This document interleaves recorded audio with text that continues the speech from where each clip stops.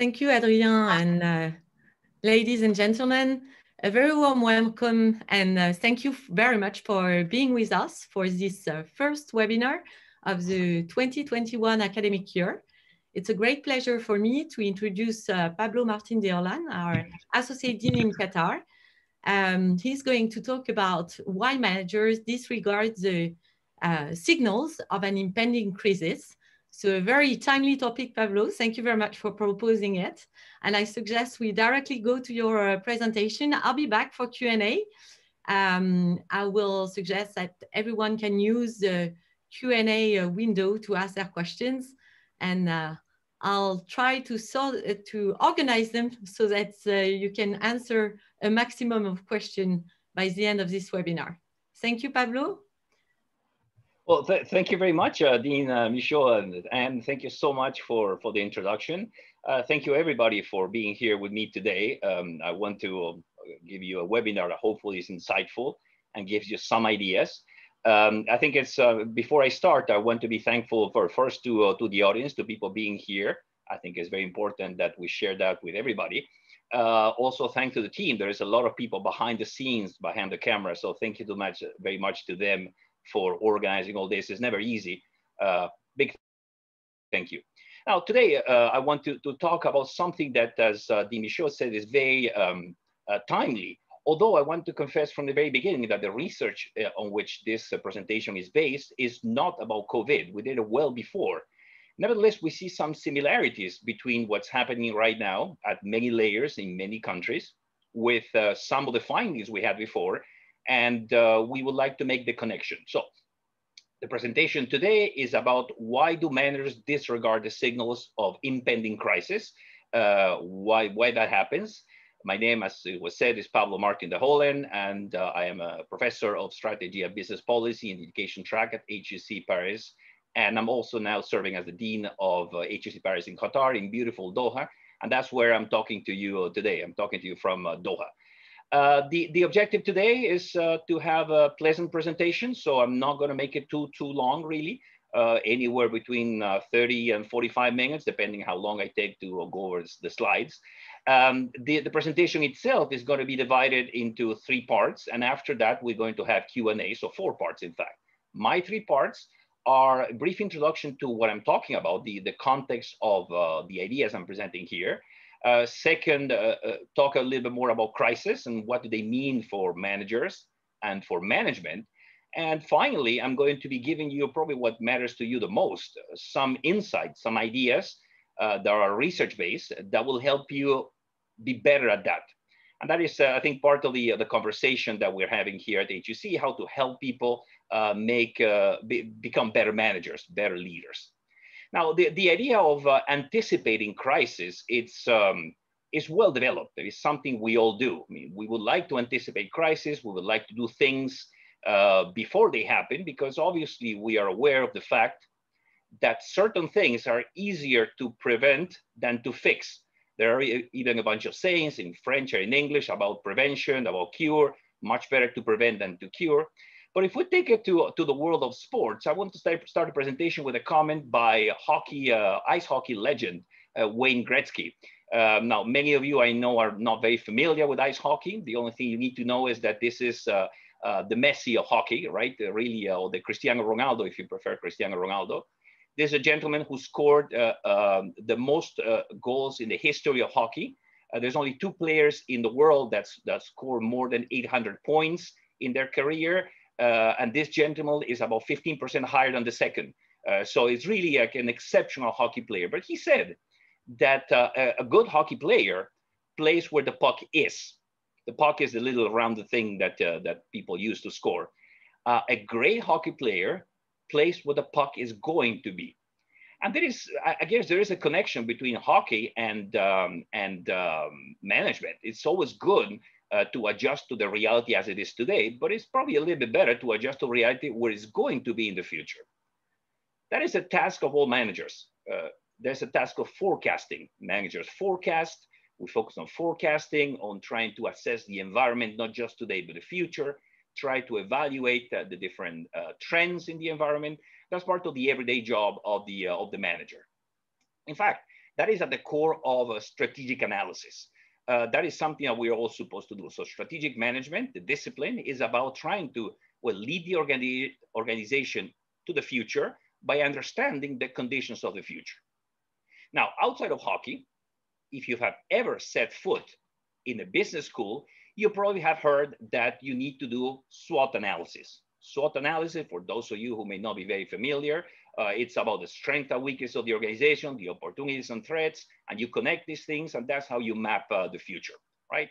SWOT analysis is very famous. Most of us have heard about it. If you want to be a little bit more sophisticated, you go for PESTEL, which are not only about the opportunities and threats, but also things that may happen in the political environment, the economic environment, the legal environment. In any case, things are likely to change and how these things are going to impact your organization, right? SWOT and PESTEL are part of the of what we call the strategic process. You start with an analysis, right? You understand the environment and the future. Then you move to make decisions. Then you move to implementing the decisions, and you then assess the outcomes and keep the circle going on. Now, this is fairly easy on paper and on the screen. It is a lot more complicated in practice. There's a number of reasons why this is difficult. One of the reasons is that the environment doesn't stop. So you do the analysis, you move to decisions, you start implementing, but things happen in between. In an accelerating environment, if changes are very frequent, well, you have to keep adjusting all the time. The second thing, and this is a different problem, is that it's not always possible to get all the information that you need to make the analysis. So maybe what you're doing is analyzing with incomplete information, or even worse, with information that's not valid simply because it's available. Now, at the core of the analysis is the understanding of the present and future conditions of the environment. But it's not always easy. Now, let me just give you an example of what I mean by not always easy. Take a look at these dinosaurs. Now, most people, not everybody, but most people agree that dinosaurs lived on Earth many thousand years ago, and that they went extinct because of a large cataclysmic event originated by an asteroid that hit the Earth and changed the climate, more or less like that. Well, there you have two dinosaurs, one of them named Arthur, and the second is saying, Arthur, Arthur, check it out, a shooting star. That is a sure sign of good luck, my friend. Well, not really. There was an environment here. The dinosaurs were trying to assess the environment. It's not really what happened, really. It was not a sign of good luck. It was the opposite. It was a cataclysmic event. It created mass disruption on Earth, but they didn't see it, right?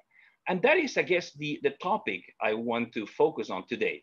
Why is it that sometimes we do not see signals that things are getting worse, that signals that things are not as good as we think they are, that may get a lot worse?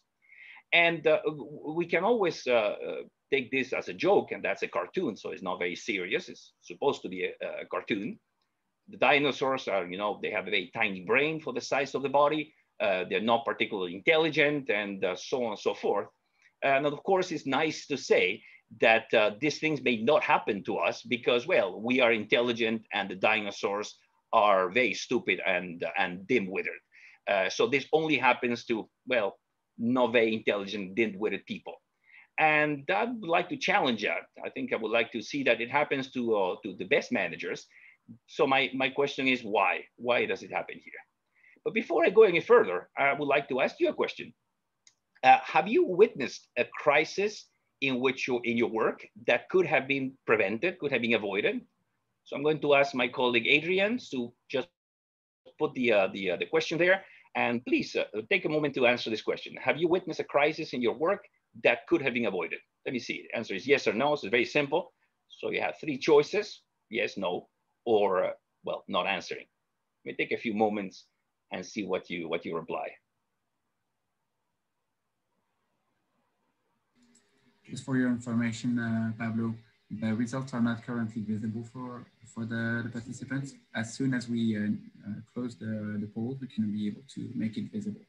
Very good. Thank you much. Thank you very much, Adrian. So we're going to take, what, 1 minute at the most? This is not a very difficult question. So not a lot of things here. We have about a third of the participants now that have voted. So we'll leave a couple more seconds. Very good. Thank you so much. I'll keep you posted.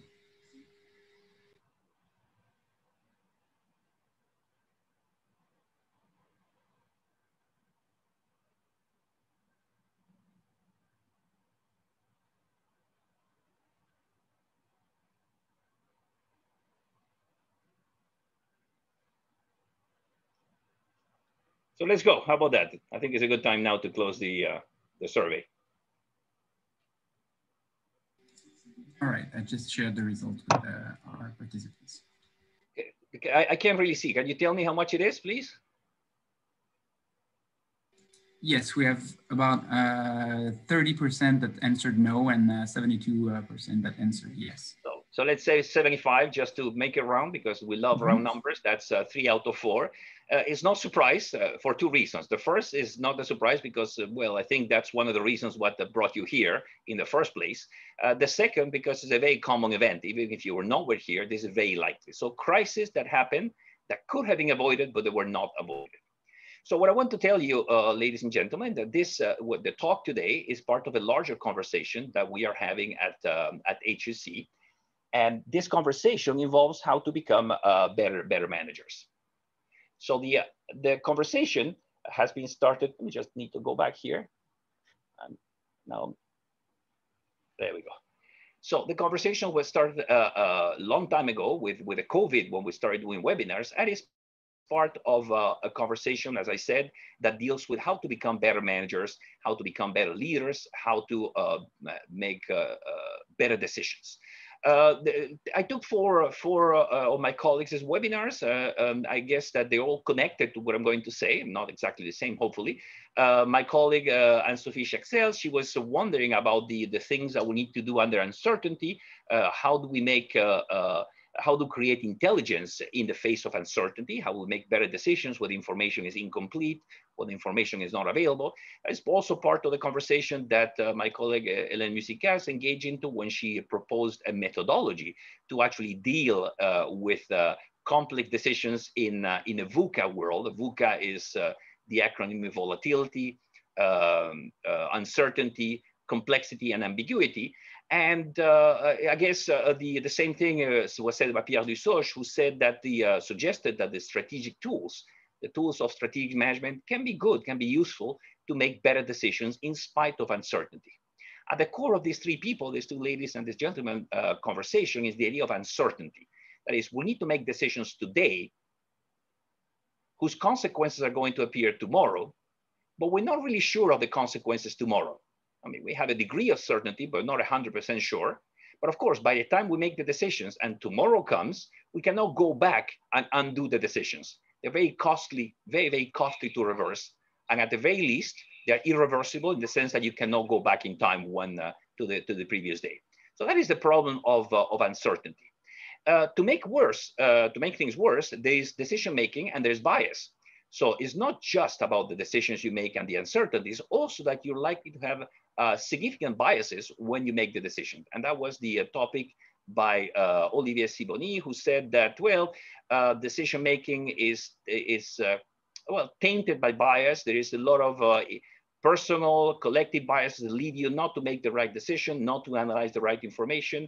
And that, of course, leads to worse decision-making. My objective, however, is to actually talk about factors that prevent good decision-making at 3 levels: the level of the person, right? You and I, the level of the firm, and then the level of the industry. And this is, as I said before, this is coming from research. So we're very confident in the results and the things that we are proposing here. And it gives, I hope, some interesting insights. So let me just put some of the key insights, some of the basic points. The first point that I want you to keep in mind is that many disruptions have early warning signals. They have what we call recovery windows. Now, this is not a very difficult concept to understand, but it means that certain things don't happen by accident and unprepared. There is a time, there is something you can do about that. Let me just give you a very simple example. Imagine that I told you that while you were watching this webinar, a crew of workers came to your building or to your home, if you're at home for the quarantine, and dug a ditch in front of your door, of your main door. I say, careful, there is a ditch in front of your main door. When you walk out, careful not to fall in the ditch. Well, if you fall out in the ditch after I told you, it's not really an accident. It's regrettable, really, but it's not an accident. You were informed of that. Warning signals act like that. They are there. They could have been used, but they're not in some cases. And that leads to me my second point. Very often managers miss those early warning signals. I'm going to be a little bit more specific in a while as to what is a disruption, what is a crisis, but we see that certain of the things that happen to organizations, they could have been detected before. And I'm not talking here about the looking backwards and making sense. It's always easy to go back, look back and make sense of things that happen. In fact, if you do it with your life, or if I do it with my life, everything looks perfectly smooth and falling into place as if it was a very detailed plan. Things fall apart, however, when you look forward, look into the future. And when you look forward, you see how messy things look, how complicated, how difficult to understand they are. Nevertheless, I will suggest that there are certain things we can do about that. And there's certain techniques and tools that can make you better at forecasting, at making sense of those weak signals, and understanding when there is a weak signal and when there is not a weak signal. More findings, however.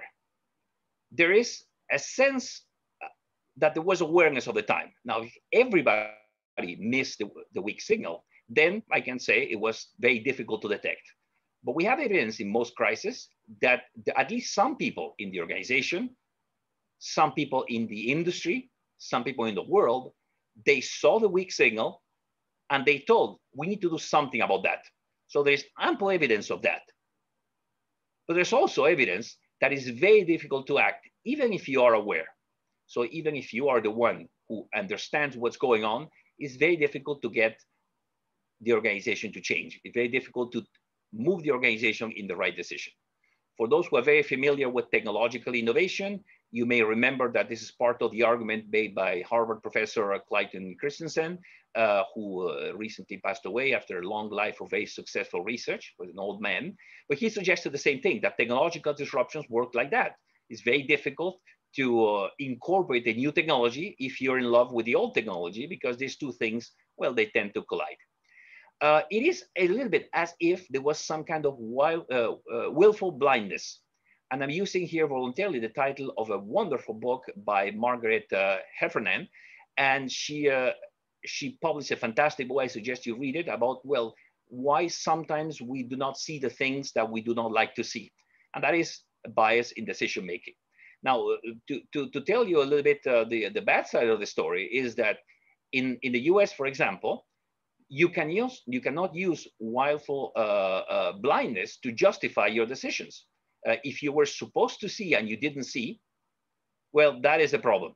The law can charge you with a crime, for example, if that's the case. This law has been used to go against people who were supposed to something was bad or was wrong or a disaster was coming and didn't do anything about that.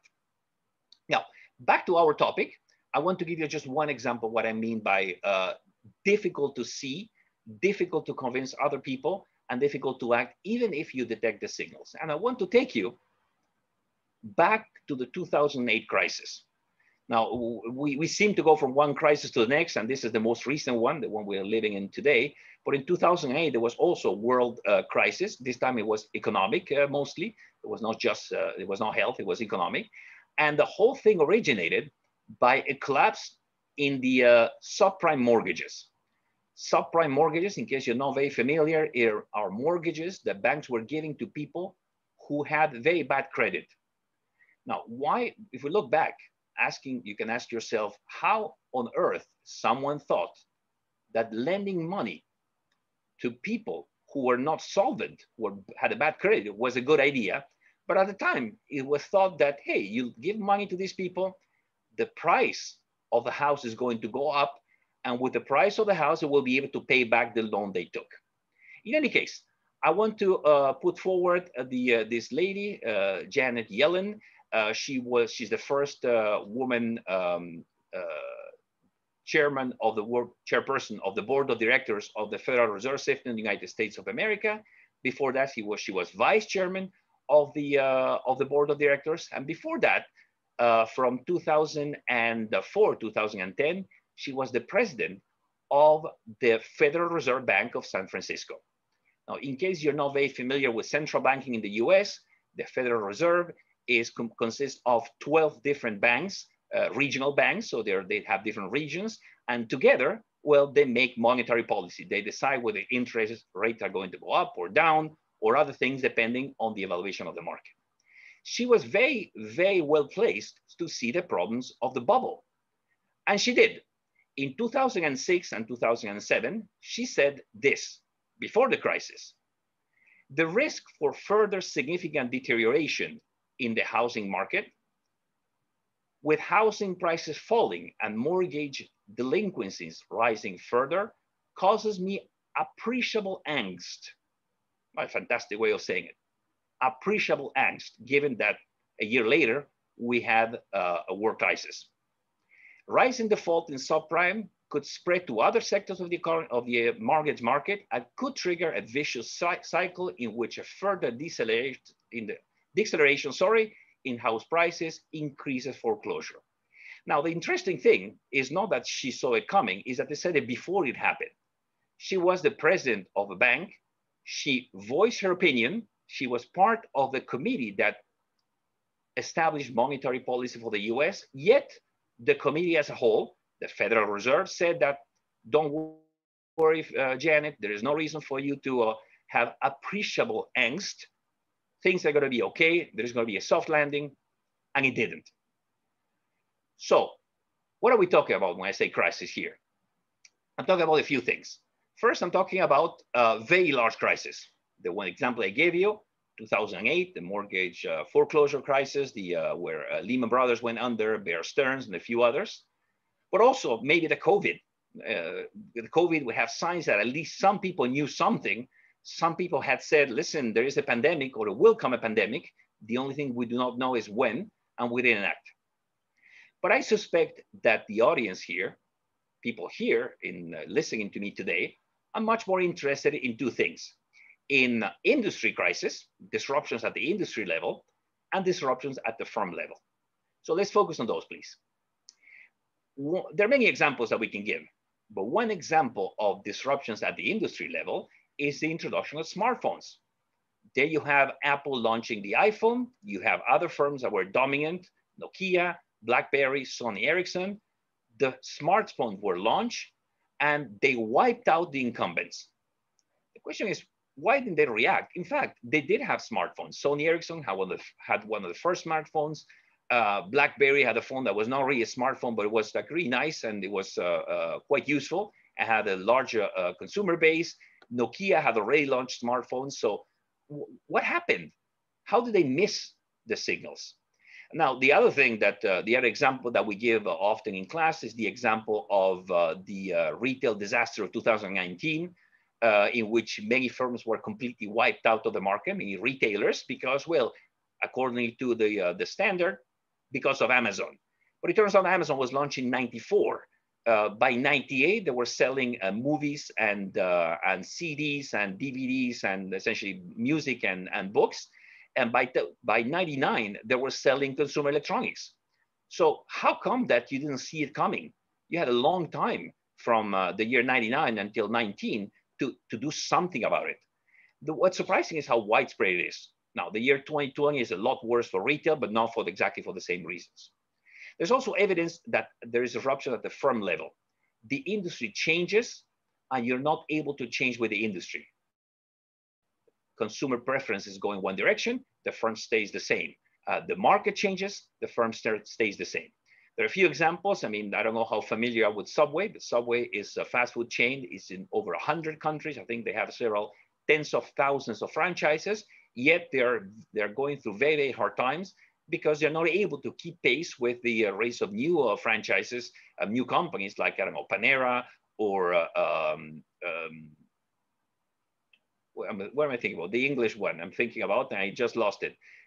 Pret a Manger and all those chains that sell something that is more aligned with customer needs, I guess. Brook Brothers, if you want. Now, there are two familiar that I like very much is the scandal Wirecard and the scandal Olympus. Now, Wirecard is a payment processing company. It was, because now it's bankrupt, that went bankrupt a few weeks ago. But the Financial Times of London, the newspaper, had issued warnings about the income of this company for about a year and a half, 18 months before the company went under. It had said, well, it doesn't make any sense. Some of the revenue, well, the numbers don't make any sense. Yet the company kept growing. The valuation, the stock kept increasing in valuation until one day the fraud was discovered and the whole thing went down. It turns out that a significant chunk of the revenue, well, was not there. It was just purely invented. The problem is that even if you detect the signals, well, sometimes people are going to argue against you. So two problems here. The first problem is, like I said, you detect the signal, but not everybody agrees with you. In this case, we have, I don't know what animal that is a lizard, let's say. A lizard is telling the dinosaur, well, you know, that thing has always been there. And it's a comet denier. Now, it turns out that if that is a comet, that's perfectly fine because comets don't do any damage to Earth. If it's an asteroid, on the other hand, well, that could be problematic for Earth. So sometimes people will not listen to you, but not every signal that you detect from the environment is a really good signal. Certain things are just noise. The way I see it, there are two problems here that we need to solve. How do you avoid being distracted by all the signals in the environment? How do you actually focus on the ones that are really good, that you really deserve your attention? And as we said with my colleagues, how do we avoid the attention traps? This is the attention traps is part of the research project that I put together with my colleague, Karen Sompar and Federica Pazzaglia from University College in Dublin, and Maeve Farrell from Accenture. And we're talking about how to focus attention on things that are really important. The second thing, how do you learn to act against the forces that push you to focus on things that are well-known, that are habitual for the organization, on the routines of the organization, as opposed as focusing on the novelty? As I said somewhere else in a paper I published in the Sloan Management Review, when the new and the old get in touch, typically the old wins. And the idea here is that you need to be able to overcome this tendency to believe the old just because it's old. So let's get to the focus of the conversation. Why do we ignore the signals of emerging crisis? And the answer in one word is inertia. Inertia is the answer. Now, in the physical world, inertia is the tendency of objects to resist changes in their state of motion. If an object is stationary, it will tend to stay stationary. If the object is moving, it tends to keep moving. Now, it is true that companies are not necessarily things. They don't have a mass. But we know in the physical world that the bigger an object, the more mass it has, the more inertia it has, and the more energy, the more force you need to stop it.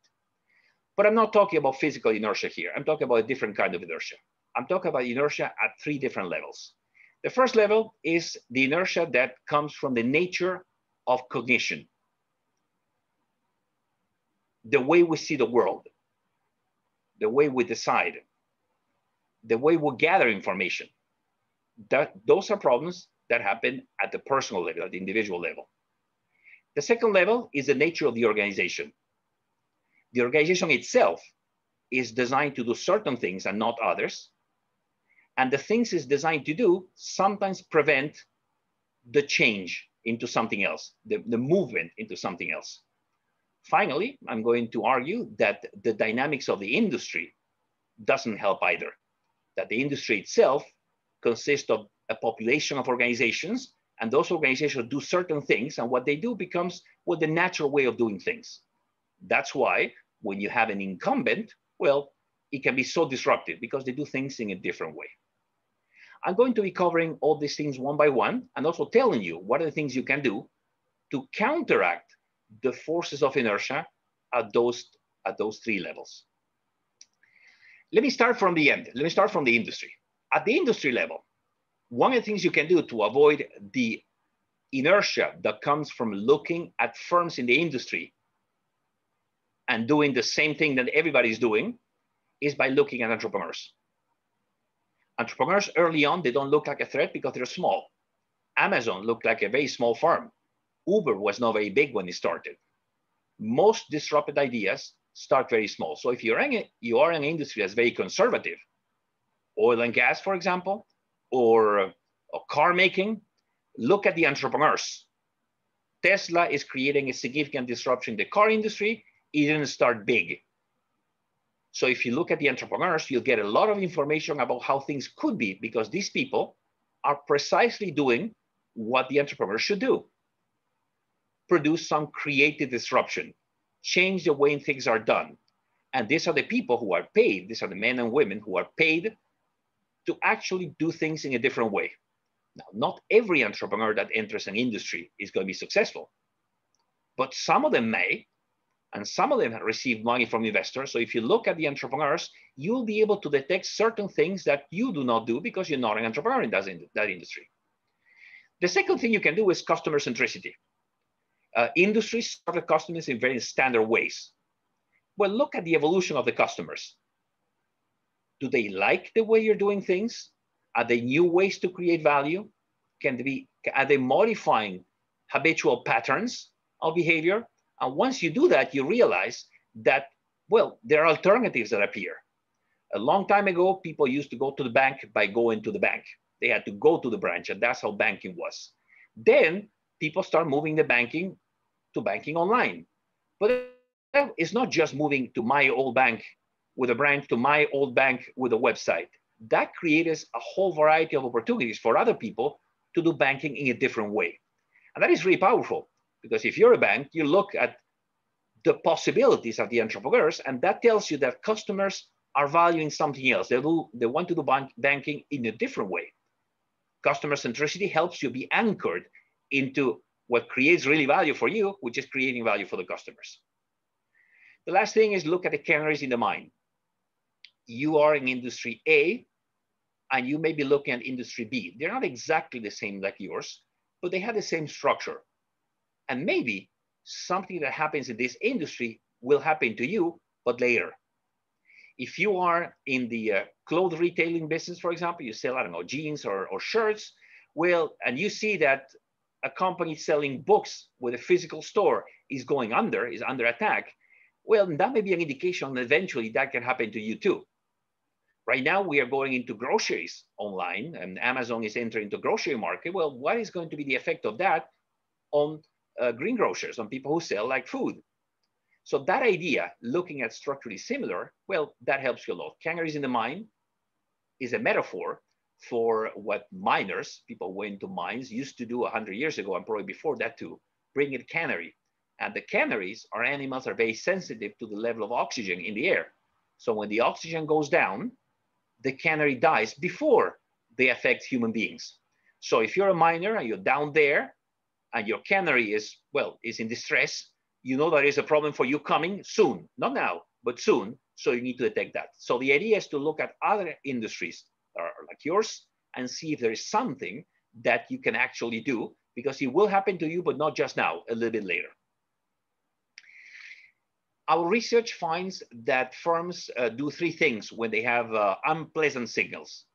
They overlook, just ignore them. They disregard, let's not do something about that, or they underestimate. Well, you know what, it's not going to affect us very, very much. How do you deal with that? The first thing is that it's very important for you as a manager to push for the existence of some slack. The past few years, the past probably quarter of a century, has been very good for efficiency. We have become a lot more efficient. Nevertheless, efficiency comes at the price of slack. Slack allows you to play around. Slack allows you to explore alternatives, both at the team and the firm level. Slack allows you to have some flexibility and introduces buffers. Recently, I was visiting a plant, and this plant produces, it doesn't matter, outputs. And to produce the output, they need an input. They had stocked a year worth of input in case there is a disruption. Now, from an efficiency perspective, this is really bad. Someone may say, well, why do you keep this inventory? It's expensive. Why don't you reduce the inventory to 6 months or to 3 months? Or why don't you get delivered just in time? And the answer that was given to me by these managers who had introduced Slack into their chain was very simple. Well, reducing the inventory to half a year or to 3 months is a little bit like picking pennies in front of a steamroller. What you gain is pennies. But if you fall down, the steamroller will flatten you. So in a sense, the 12-month inventory was helping them be reassured that if anything happened in the disruption, the value chain, any problem, the COVID got worse, God forbid, well, they had at least for a year, they could produce their output. So for them, that was a priority, but that is Slack. So I'm suggesting you should introduce Slack throughout the organization. Not a lot of Slack, within reason, but allow people to experiment, to play, because good ideas and alternatives come precisely from that. A very efficient organization is a very focused organization, but sometimes you need to allow for flexibility. The other thing you can do is focus on diversity. Now, we say a lot, and you have heard about diversity. What I'm telling you, what I'm talking about here is diversity of ideas. Now, of course, having diverse people, right, men and women, young and old, from the east and from west, from north and south, from different ethnic groups, of course, it's a great idea, but that's just a start. What I'm focusing here is not diversity for the sake of demographics. It's diversity for the sake of different ideas. Now, if you have men and women, and all young and old, but they all have the same education and the same professional experience, well, they're likely to think very much the same. And what you want to avoid here is groupthink. And for that, you need to have diversity of ideas, diversity of horizons. What's interesting here is that for diversity to flourish, you need to have a psychologically safe place. Now, without getting into too much detail, psychological safety is the feeling, the sentiment that you're not going to be punished. You are not going to be punished for thinking differently. You are not going to be punished for making a mistake. That, in fact, is a place where you can actually tell what you really think, as opposed to being careful and speaking or saying what your boss or your colleague wants to hear. You need to build that psychological safety, and it's also based on trust, and trust is built with actions. But it's important that you as a manager, you create a place of diversity that has roots in psychological safety. The other thing, and this is more a technique, is red teaming. Red teams are groups of people who are paid, well, not really paid, but whose mission is to criticize what is going on and to provide reasons why this is not going to work. Recently, I was involved with a former student of mine who was moving a factory. He's in a large company, animal feed, so they make food for animals, and they have a very large industrial complex, and they needed to expand. There was not enough land, so we're moving it from one place to the other. They created a red team, and this red team was in charge of pointing out all the things that could go wrong, all the reasons why they should not move, all the things that could be problematic. Now, the ultimate objective was not to stop the move. The objective was to provide fresh insights for people who were just looking at what could go wrong. Now, of course, I mean, once the red team presented their arguments, some of the arguments were discarded because they were not that good, but some of the others illustrated the actual move. They were used as food to prevent the mistakes that could have been made, the surprise that would have happened if we hadn't heard the recommendations of the red team. There's also one last one, is experimentation. Playing around is a good thing, especially in organizations, especially in turbulent times. This, as I said before, it goes against the idea of a efficient, highly efficient organization. You need to have some slack. But the idea of experimenting is a little bit of insurance. You don't experiment because you want the outcomes. You experiment because it's fun, it's engaging. It allows people to create new ideas. And that is really, really robust. That is a good thing. So insurance is something you take before, obviously. Now, starting experimenting, if you need the results right now, it doesn't work, because some of the experimentation doesn't lead to anything. But experimentation helps people be better prepared to things that are not the standard thing, and provide new answers to new problems, as opposed to try to use all solutions to new problems, which seldom works.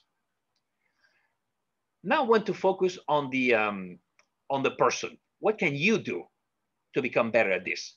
To become better at detecting signals and conveying the signals to your organization? Well, the first thing I want to say is that, and this is a very robust finding from a lot of people, that you should develop your skills and capabilities at probability and conditional probability. In fact, I believe that the world will be a better place if people understood probability a little bit better and conditional probability. Now, probability is something you took probably in high school or early in your career in college, and then you forgot forever, but it's the likelihood of something happening. And it really helps you assess whether things are likely or not likely. But if you don't like numbers very much and you don't feel like going to probability and conditional probability, I want you to leave with 2 or 3 ideas in mind. The first idea is that it's very useful to distinguish what is true from what is typical.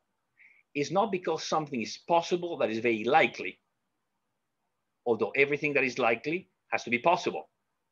So if I tell you, if you read Facebook and there is a message about a person who has been eaten by a crocodile and you panic because this is gruesome, a person was harmed by a crocodile.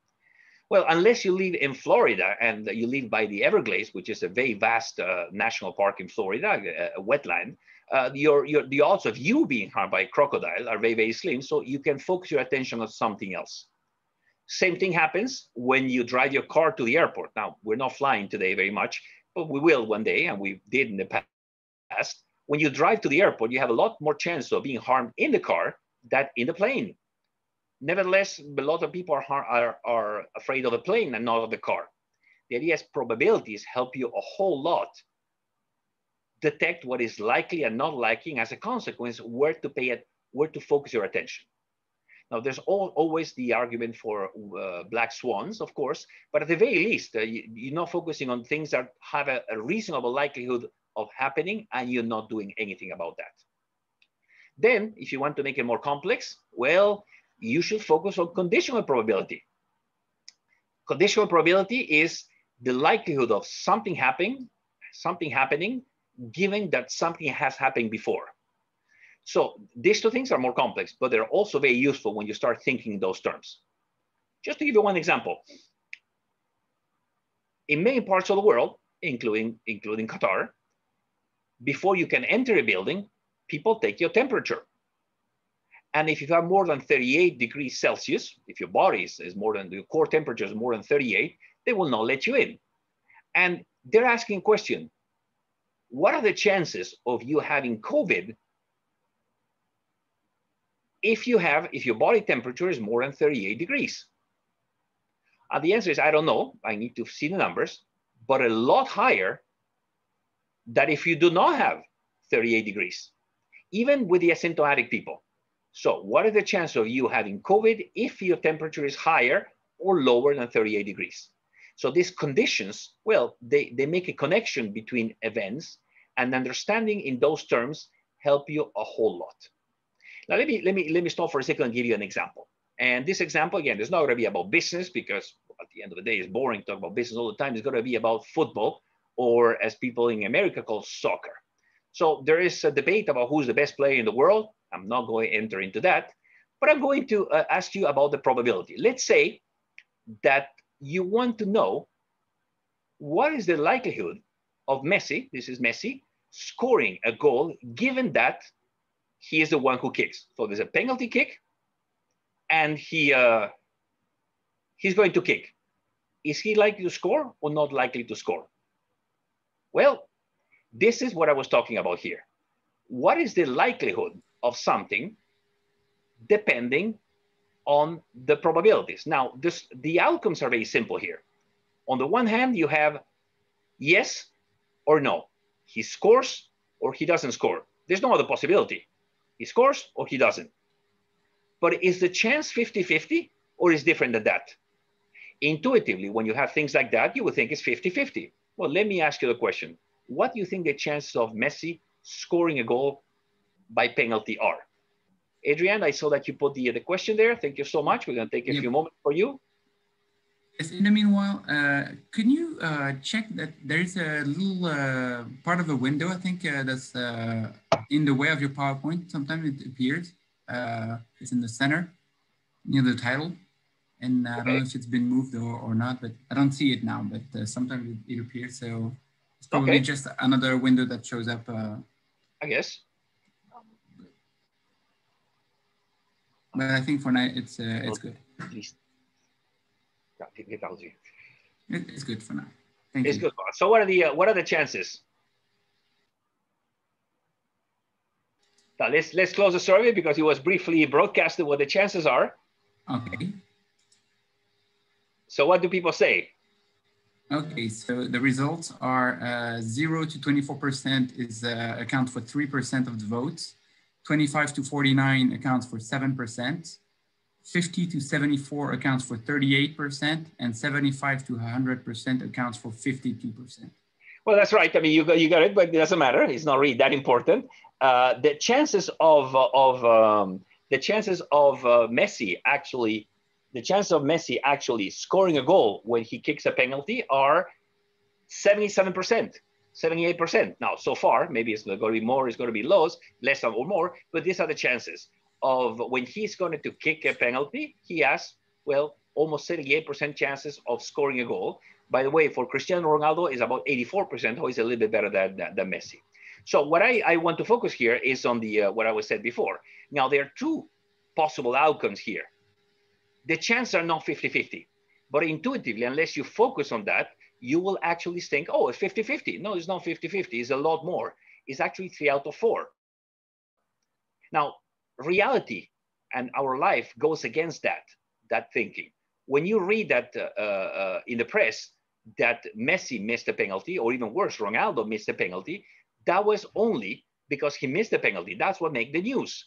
And very rapidly, we go from that to generalizing, oh, Ronaldo is not very good at shooting penalties, but that's not the case. That generalization is wrong. If you start thinking in terms of probability, and if you know that the number of outcomes that does determine the probability, that will help you a lot start assessing your attention to where it belongs. The other thing is that you need to learn as I said before, the conditional probability. I'm not going to go back into it again, but what are the chances of something happening given that something has happened before? I think that is quite important. We focus on that. What else to do? At the individual level, I think it's really important that you challenge your thoughts with critical thinking. We live in a very polarized world, and this is very, very unfortunate because it's sometimes people who disagree with you, they're right. And sometimes people who disagree with you are wrong. So one good way to deal with that is to make sure that you are able to distinguish between what you want and what is likely, and you force yourself to believe that certain things that you believe are not necessarily true. Now, when you assess something, you need to do that outside of the probability of making sure that this thing is real or not. So who is going to win the presidential election? Maybe you have a preference, maybe I do, but the point here is that the likelihood is different than preference. And what you're trying to assess is the real preference independent of what you want. And maybe the event you don't like is very likely, but at the very least you know about that. Then you need to force yourself to accept arguments, what you believe is true. Very often, we hang out with people who are like you, who think like you. What is interesting is to hang out with people who are not like you, to get information that challenges what you believe. If you believe that the best player in the world is Ronaldo, maybe you should listen to someone who thinks it's Messi, or vice versa. Maybe they can convince you. And in fact, being convinced of something you didn't believe is a good way to see things in a different way. And of course, maybe incorporating certain signals of the environment you should be incorporating. Now, you can bring this to work. Obviously, at work, I don't think you're going to be talking about Messi or Ronaldo, not too much. But how about if someone criticizes your idea? What if someone tells you that your idea is not as good as it looks, that there are flaws in your idea? Would you reject them? Would you accept them? I suggest you should accept them. I also think you should connect more. You need to spend more time with connecting with other people. And I understand that I'm saying this at the moment in which most of us cannot connect. But we have, at the very least, we have digital tools. So connect more with other people, connect with people who are diverse, connect to people that can give you different viewpoints. It really helps a whole lot. It really helps to have a soundboard, people who are not engaged into the same reality than you, diverse or not diverse, because they can provide you with information that you need. At the very end of the conversation, you need to remember that distance, physical, but also emotional disconnect, and disconnection leads to isolation. Now, the isolation I'm talking about here is not is not a physical isolation, it's a psychological isolation, but it's not about emotions, it's about being able to connect with the reality of the environment. Remember, customer centricity helps you connect, in this case, with customers. Two more things, and then I'll let you go. I'll answer some of the questions you may have. The first, that you need to scan for weak signals, but you need to remember not to fall in love with them. So weak signals, don't fall in love with them. Some weak signals are just noise. So make sure that you detect them, but be able to dump them if you realize that there is not enough evidence that this is what the signals are telling you. Finally, the last thing, and that connects with the presentation made by Olivier Sibony, know your bias. We all have biases. Some of the biases you have because you're human. I have, you have, and she has too. Some of the biases are very personal, and those biases only you can know. But if you know your biases, you can counteract them. And rather than do more of a bad thing, you can do something on the other side and compensate for these things. Develop insight about what you are, about who you are, about what your biases are, and then think about them when you assess a situation. How my biases are making me look at this situation. Ultimately, I want to conclude with two things. First, a sentence from a very good French philosopher of the 20th century, Simone de Beauvoir. She was one of the top philosophers of France and of the world. And she said that we do not see the world, we do not see others as they are, but we see them as we are. Meaning that what's inside you shapes the way you see other people, shapes the way you see the world, shapes that everything. Don't let that fool you, really. Know what your biases are. Know the lenses you have in front of your eyes, because that's going to help you make much better decisions. And to conclude, I started with dinosaurs. Let me conclude with dinosaurs. There is one dinosaur here that says to the other, well, all I am saying is that now is the time to develop the technology to deflect an asteroid.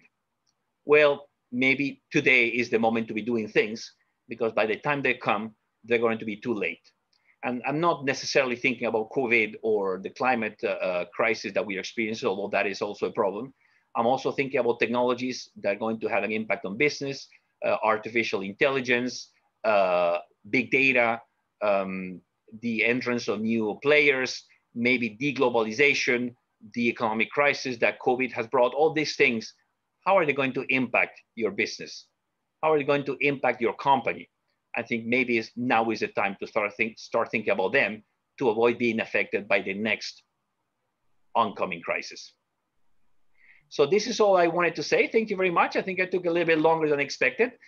Thank you for your patience and for being here. And now I'm ready to hopefully answer your questions in the best way I'm capable of. Thank you so much. Thank you very much, Pablo. Thank you for this great presentation. Just for participants, you can use the Q&A window to ask your questions, and you can vote on the questions that have been asked already, so that I really make sure that I can ask questions that most of you are interested in, given the little time that we have available. So Pablo, I go directly to the first question that was most voted on, with the second one very close. And I think that's something that many people have in mind, thinking, okay, today we have so much information around us. How can we reject the noise and really pinpoint the precise signals, because they are lost in a sea of information that we all have around us now? So I don't know if you have any advice on that. I do. There are two things, three things I'm looking for. The first is that information is not knowledge, is not intelligence, it's just data, and the challenge to make knowledge. The second thing is that information, well, comes from many different sources.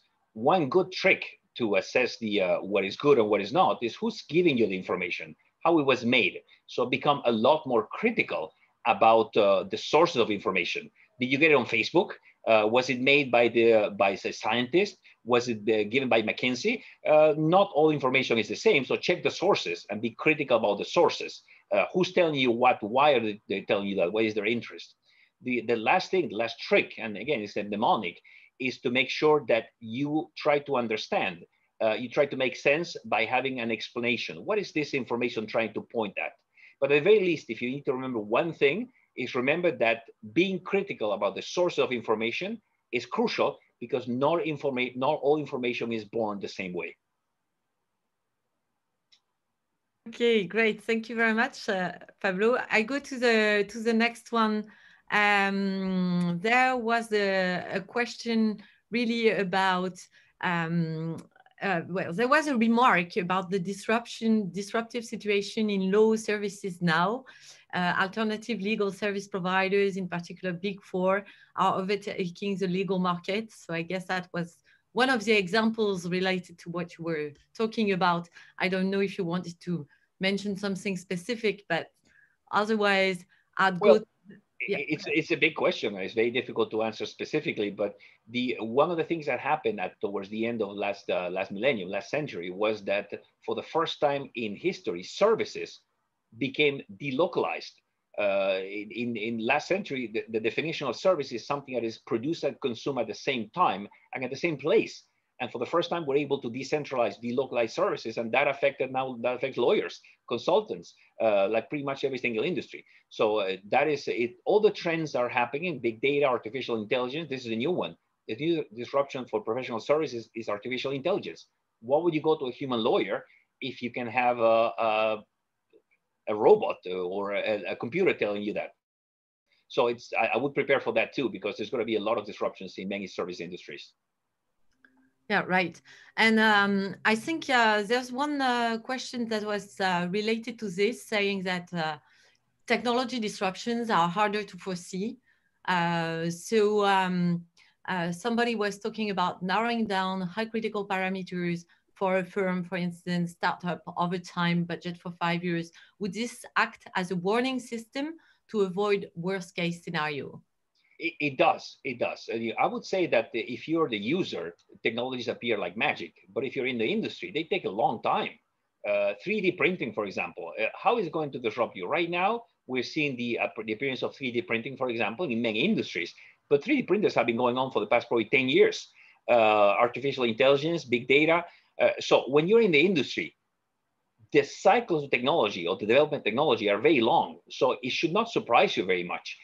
It should not have surprised Nokia that Apple was launching an iPhone, because they've been working on that for a long time. And to launch an iPhone, you need chips, and you need specialized chips, and you need screens. Those things are very well known in the industry. Obviously, if you're an outsider, it's a lot more complicated. But look at the signals in your industry. They're not that complicated, really. They're there, except that we ignore them. That's a different story. Quick anecdote: when Steve Jobs was presenting the iPhone to the world, the people at Nokia were saying the iPhone cannot do what Steve Jobs says it can do. So talk about denying reality. There is Steve Jobs presenting the iPhone, and a group of executives saying, no, it doesn't do that. Well, it does. He's showing it to you. Okay, thanks for the example. Maybe a last one, Pablo, then we'll try to finish on an optimistic comment. Isn't there a risk of overreacting and losing opportunities as a result? So I guess too much listening to. Yes, it's overcompensating. It's like taking a cold shower one day and a hot shower the next day. On average, you're fine. No, you're not. I mean, one day was cold, the other day was warm. Of course, I mean, what this person is pointing at, and he or she is right. If you do it too much, you're distracted all the time, because there's a million signals. I'm not suggesting you should be distracted all the time, but do not be focused all the time. So it's in between. I wouldn't say, I don't want to use the words of balance, but you need to do both. I mean, you need to be able to detect some of the weak signals, because if that's the only thing you do, well, at the end of the day, you don't do what you're supposed to do. But it's a very, very good question. And I think it's something you need to be very sensitive to. Okay, thank you, Pablo. Thank you very much for your presentation, for the Q&A. I know there were many questions today. Again, many people connected. So I hope these are people who will have the time and the opportunity to exchange with you if they want in the future. I want to really thank all our participants. You've been all back as well after the summer. It's my great privilege to be back with the webinars, and the series is starting again. So we'll be very happy to see all our loyal watchers every month again. And Pablo, a great thank you for connecting from Qatar. So we truly make it a global HEC Paris webinar series. Thanks a lot. And I hope we'll have more with Qatar. Thank you. Thank you so much. And thank you to the team, really. Thank you to the people who helped me. Without them, it would not have been possible. Goodbye now. Goodbye. Thank you. Bye.